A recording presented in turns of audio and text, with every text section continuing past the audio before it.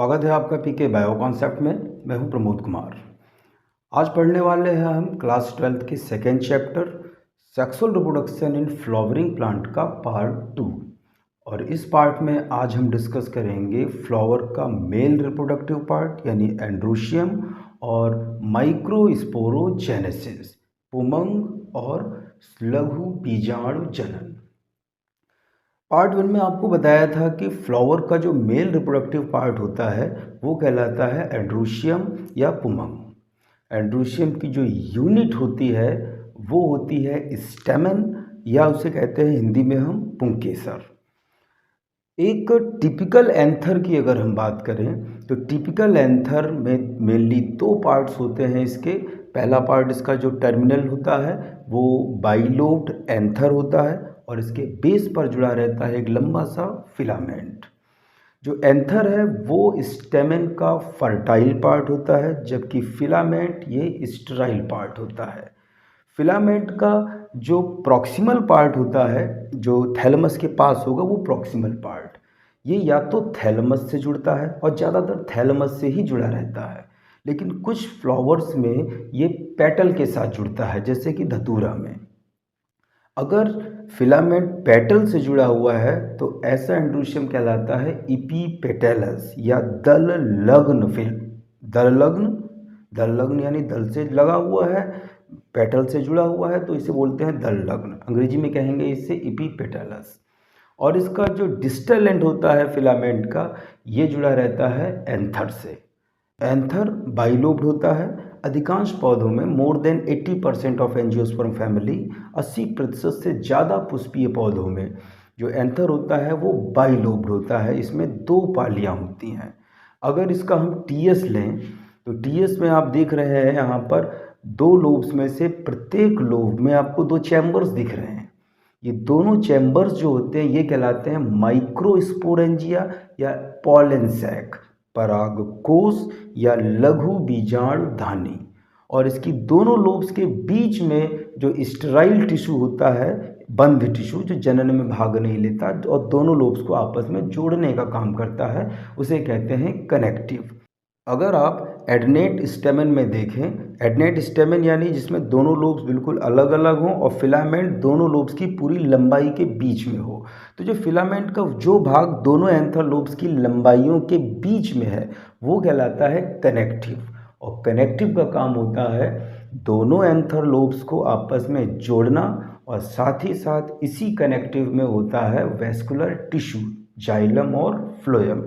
क्योंकि एंथर में जो माइक्रोस्पोर्स बनेंगे यानी पॉलन ग्रेन्स परागकण बनेंगे तो उनके लिए भी तो न्यूट्रिशन और वाटर इनकी ज़रूरत होगी। तो जो जाइलम फ्लोएम की सप्लाई होती है वो एंथर तक होती है। जो एंथर लोब है प्रत्येक एंथर लोब में दो माइक्रोस्पोरेंजिया हैं यानी टोटल कंप्लीट एंथर में 4 माइक्रोस्पोरेंजिया हैं। तो ऐसा एंथर कहलाता है टेट्रास्पोरेंजिएट जिसमें 4 माइक्रोस्पोरेंजिया हों। फैमिली मालवेसी में जो गुड़हल होता है हिबिस्कस, उसमें जो एंथर होता है वो सिंगल लोब्ड होता है, उसमें केवल एक ही लोब होती है और एक लोब है और माइक्रोस्पोरेंजिया 2 होती हैं। तो फैमिली मालवेसी के जो प्लांट्स होते हैं, साथ ही साथ मोरिंगा या जो वॉल्फिया एक सबसे छोटा एंजियोस्पर्म है, सबसे छोटा फ्लावरिंग प्लांट है, इनमें भी मोनोथीकस या सिंगल लोब्ड एंथर पाए जाते हैं और उनमें केवल 2 माइक्रोस्पोरेंजिया होती हैं। टिपिकल एंथर एक प्रारूपी एंथर की बात करें, मतलब ऐसा एंथर जो ज़्यादातर प्लांट्स में मिलता है, वो एंथर डाइथीकस होता है। डाइथीकस का अर्थ है यहाँ पर कि एंथर की प्रत्येक लोब में 2 चैम्बर्स हैं, चैम्बर्स यानी थीका हैं। तो 2 चैम्बर्स होने के कारण, हर लोब में 2 चैम्बर्स होने के कारण ऐसे एंथर कहलाते हैं डाइथीकस। और टिपिकल जो एंथर होता है, प्रारूपी जो परागकोश होता है, ये बाइलोब्ड यानी द्विपालित और डाइथीकस होता है। इसके प्रत्येक थीका में पॉलन ग्रेन, प्रत्येक थीका यानी प्रत्येक चैम्बर में पॉलन ग्रेन या माइक्रोस्पोर्स का निर्माण होता है। एक और स्पेशल प्लांट है जो कि पैरासिटिक एंजियोस्पर्म है, एरस्यूथोबियम या ड्वार्फ मिसलटोस। इस प्लांट में जो फ्लावर्स होते हैं वो फ्लावर्स मोनोथीकस होते हैं, यानी केवल उनमें एक ही पॉलन सैक पाया जाता है, साथ ही साथ ये सिंगल लोब्ड होते हैं। यहाँ पर 3 तरह के एंथर्स देख लिया आपने।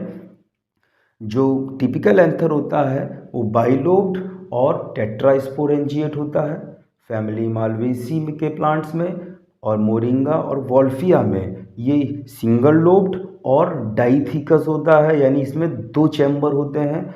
और जो ड्वार्फ मिसलटोस है इसमें सिंगल लोब्ड एंथर होता है, लेकिन उसमें माइक्रोस्पोरेंजियम केवल एक ही होती है, यानी ये मोनोस्पोरेंजिएट होता है। ये तो हो गया एंड्रोशियम का इंट्रोडक्शन। अब हम जानते हैं माइक्रोस्पोरोजेनेसिस के बारे में। माइक्रोस्पोरोजेनेसिस यानी लघु बीजाणु जनन। देखिए, जो माइक्रोस्पोर्स होते हैं उन्हीं को पॉलन ग्रेन्स कहते हैं, और माइक्रोस्पोरोजेनेसिस मीन्स सीधा सीधा है कि पॉलन ग्रेन्स के निर्माण की क्रिया ही कहलाती है माइक्रोस्पोरोजेनेसिस या लघु बीजाणु जनन। माइक्रोस्पोर लघु बीजाणु, तो लघु बीजाणुओं के निर्माण की क्रिया होगी वो कहलाएगी लघु बीजाणु जनन। और जो माइक्रोस्पोरोजेनेसिस होता है वो एंथर में होता है। एंथर के डेवलपमेंट के साथ साथ हम लोग माइक्रोस्पोरोजेनेसिस को समझते हैं, थोड़ा बेहतर तरीके से समझ में आएगा, और इसके लिए हमें बनाने होंगे कुछ डायग्राम्स। तो चलिए कुछ डायग्राम्स ड्रॉ करते हैं।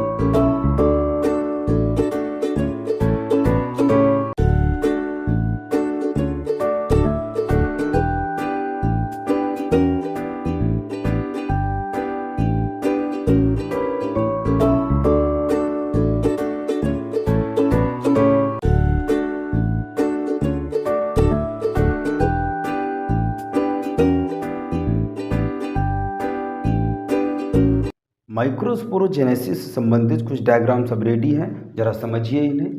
प्रारंभ में जब एंथर का डेवलपमेंट हो रहा होता है तब एंथर एक छोटी सी बटन के रूप में होता है, एक छोटी सी गांठ के रूप में, जिसकी सभी सेल्स होती हैं मेरिस्टेमेटिक, और इस मेरिस्टेमेटिक सेल्स के ग्रुप के चारों ओर होती है एपिडर्मिस। लगातार मेरिस्टेम में डिवीज़न होगा तो जो बटन का साइज है वो बड़ा होगा, और सबसे पहले सेंट्रल पार्ट का जो मेरिस्टेम होता है उसमें डिफरेंशिएशन यानी विभेदन से वैस्कुलर टिश्यू डेवलप होता है, जाइलम फ्लोएम डेवलप होता है। क्योंकि यहाँ पर माइक्रोस्पोरोजेनेसिस होनी है तो वाटर और फूड की सप्लाई तो चाहिए ही चाहिए, तो सबसे पहले यहाँ पर डिफरेंशिएशन से वैस्कुलर टिश्यू डेवलप हो गया। लगातार डिवीज़न से जो बटन का साइज है लगातार बढ़ता रहा, और फिर इसके बाद इसके चारों कॉर्नर्स पर कोई एक एक हाइपोडर्मल सेल, एपिडर्मिस के ठीक नीचे जो सेल होगी वो कहलाएगी hypodermal cell. Hypodermal cell size में बड़ी हो जाती है, लार्ज हो जाती है, और उसमें बड़ा और क्लियरली विजिबल न्यूक्लियस उपस्थित होता है, और साइटोप्लाज्म डेंस होता है।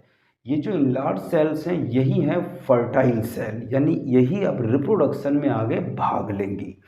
और ऐसी फर्टाइल सेल जो रिप्रोडक्शन में भाग ले रही हैं वो कहलाती हैं आर्कीस्पोरियल सेल्स, या फिर इन्हें कहा जाता है आर्कीस्पोरियम। इसके बाद जो ये प्रत्येक आर्कीस्पोरियम है, चारों कॉर्नर्स पर एक एक बन गई है, प्रत्येक आर्कीस्पोरियम में होता है पेरिक्लाइनल डिवीज़न। पेरिक्लाइनल डिवीज़न से जो प्रत्येक आर्कीस्पोरियल सेल थी इसमें दो दो सेल्स बन जाती हैं। एक सेल सेंटर की तरफ फेस कर रही है और दूसरी सेल जो है वो एपिडर्मिस की ओर है।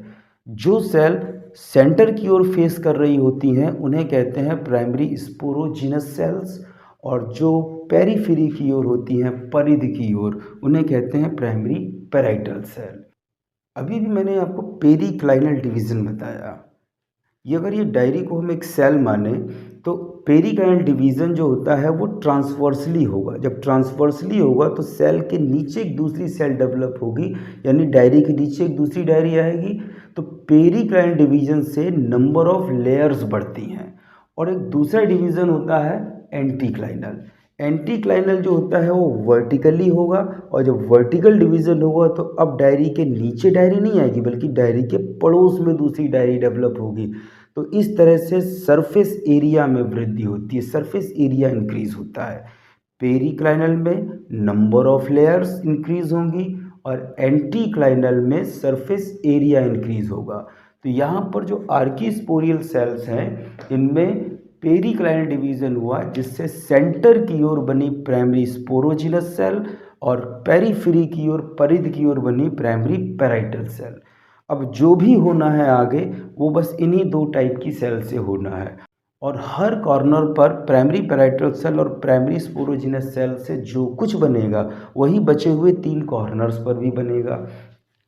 देखिए, जो प्राइमरी पैराइटल सेल होती है, इस प्राइमरी पैराइटल सेल में लगातार एंटीक्लाइनल और पेरिक्लाइनल डिवीज़न होते हैं, यानी नंबर ऑफ लेयर्स भी बढ़ती हैं और सरफेस एरिया भी बढ़ता है, और इनकी एक्टिविटी से बनती है 3 से 5 लेयर्स।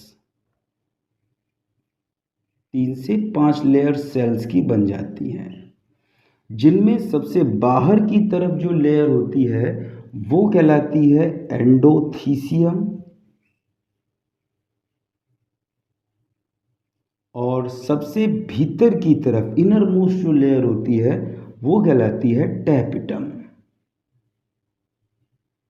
अभी 3 to 5 लेयर्स बताई, 2 लेयर तो निकल गई, यानी ये भी सिंगल लेयर्ड होती है, टैपिटम भी सिंगल लेयर्ड होती है। अब बची यहाँ पर 1 to 3 लेयर्स। तो 1 to 3 लेयर्स जो होती हैं वो बीच में बनती हैं, और बीच में बनती है उनका नाम भी है मिडिल लेयर्स।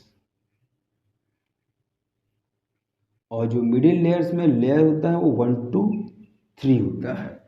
ये 3 लेयर्स बनती हैं प्राइमरी पैराइटल सेल की एक्टिविटी से। अब प्राइमरी स्पोरोजिनस सेल को देखिए। प्राइमरी स्पोरोजिनस सेल में लगातार डिवीज़न होता रहता है, और लगातार डिवीज़न जो है हर प्लेन में होते हैं, और कंटिन्यूअस डिवीज़न से बनता है एक टिश्यू, और ये टिश्यू कहलाता है sporogenous tissue. Sporogenous tissue, sporogenous मतलब स्पोर्स को जन्म देने वाला, स्पोर्स को जनरेट करने वाला टिश्यू। और जो स्पोरोजिनस टिश्यू हैं इनकी सेल्स को कहा जाता है microspore mother cells. Microspore mother cells. और जो ये माइक्रोस्पोर मदर सेल्स होती हैं ये होती हैं डिप्लॉइड। देखिए एंजियोस्पर्म में तो पूरा प्लांट ही था diploid, root, stem, leaves, flower, हर जगह सेल्स जो थी वो डिप्लॉइड थी। तो यहाँ पर कहीं भी मियोसिस अभी तक तो हुआ नहीं, अर्धसूत्री विभाजन। तो जो माइक्रोस्पोर मदर सेल्स होती हैं ये भी होती हैं डिप्लॉइड। और फिर इन माइक्रोस्पोर मदर सेल्स में होता है मियोसिस। मियोसिस यानी अर्धसूत्री कोशिका विभाजन। और जब मियोसिस होगा तो मियोसिस में एक सेल से 4 सेल्स बनेगी और चारों सेल्स होती हैं हैप्लॉइड। और यहाँ पर जो 4 सेल्स बनती हैं वो इकट्ठी बनी रहती हैं तो बनता है माइक्रोस्पोर टेट्राड। माइक्रोस्पोर टेट्राड का अर्थ है 4 सेल्स जो है वो एक साथ हैं और चारों के चारों हैप्लॉइड है। माइक्रोस्पोर टेट्राड कुछ इस तरह से होगा, जो ज़्यादातर टेट्राहेड्रली व्यवस्थित रहते हैं, यानी आप किसी भी एंगल से देखें तो आपको 3 ही माइक्रोस्पोर दिखाई देंगे।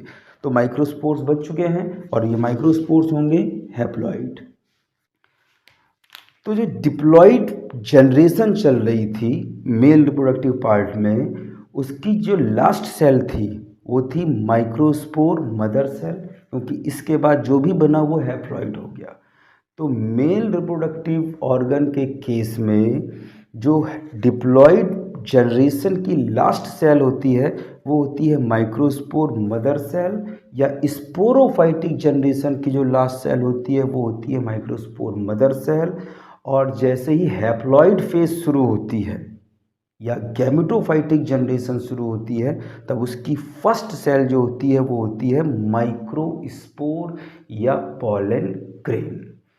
अब ये जो एक कॉर्नर पर प्राइमरी पैराइटल सेल और प्राइमरी स्पोरोजिनस सेल से इतने सारे स्ट्रक्चर्स बने, तो हर कॉर्नर पर इसी तरह से बनेगा। तो इनको एक डायग्राम की हेल्प से देखते हैं जरा हम।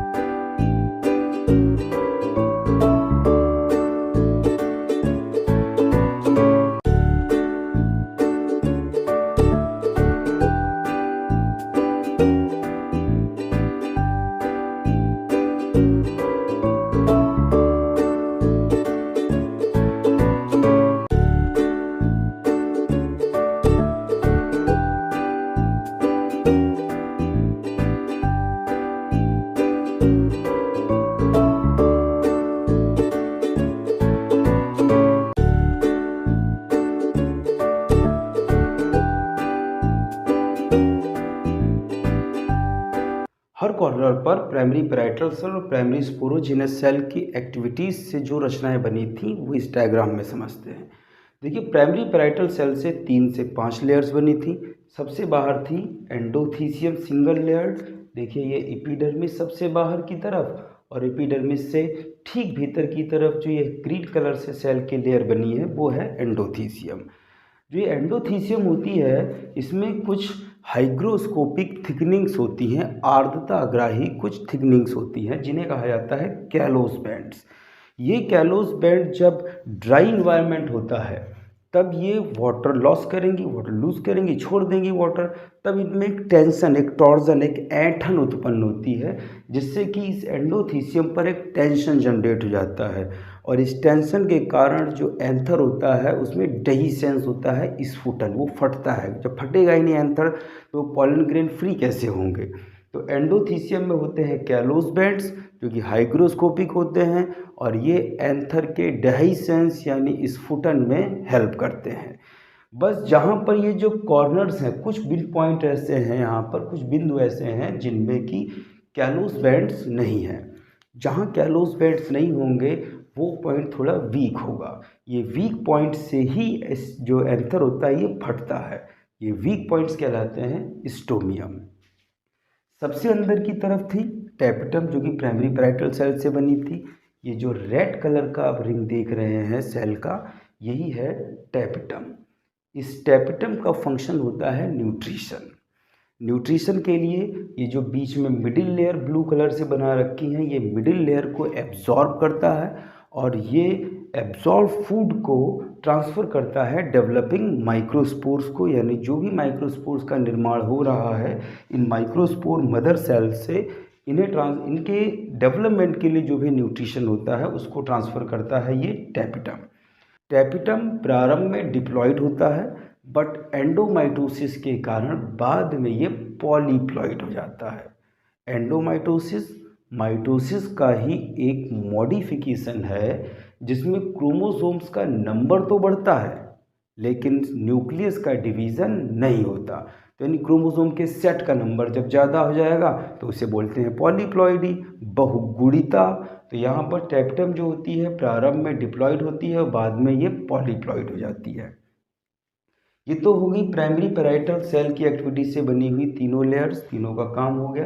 एंडोथीसियम जो है ये डेहिसेंस में हेल्प करती है, टैपेटम न्यूट्रिशन प्रोवाइड करती है और न्यूट्रिशन भी कैसे प्रोवाइड करेगी, इस मिडिल लेयर को एब्जॉर्ब करके। अब कुछ टैपेटम ऐसी होती है जो पहले पूरा मिडिल लेयर एब्जॉर्ब कर लेंगी और उसके बाद खुद भी डिस्ट्रॉय हो जाएंगी, डिजनरेट हो जाएंगी और फिर जो न्यूट्रिशन होता है वो ट्रांसफ़र करेंगी डेवलपिंग माइक्रोस्पोर तक। ऐसी टैपेटम कहलाती हैं प्लाज्मोडियल टैपेटम। और ज़्यादातर प्लांट्स में जो टैपेटम होती है वो ग्लैंडुलर या सेक्रेटरी टैपेटम होती है और जो सेक्रेटरी टैपेटम होती है वो कंटिन्यूअसली मिडिल लेयर से फूड एब्जॉर्ब करती है और तुरंत ही ट्रांसफ़र कर देती है उसे डेवलपिंग माइक्रोस्पोर्स में। ज़्यादातर जो माइक्रोस्पोर मदर सेल्स होती हैं जो कि देखिए प्राइमरी स्पोरोजिनस सेल में जब डिवीज़न होता रहा लगातार हर प्लेन में माइटोसिस हुआ तो स्पोरोजिनस टिश्यू बना। स्पोरोजिनस टिश्यू की सेल्स को ही कहा गया माइक्रोस्पोर मदर सेल्स। ज़्यादातर सभी माइक्रोस्पोर मदर सेल्स में मियोसिस होता है और बनता है माइक्रोस्पोर टेट्राड यानी 4 पॉलन ग्रेन जो कि होते हैं हैप्लॉइड।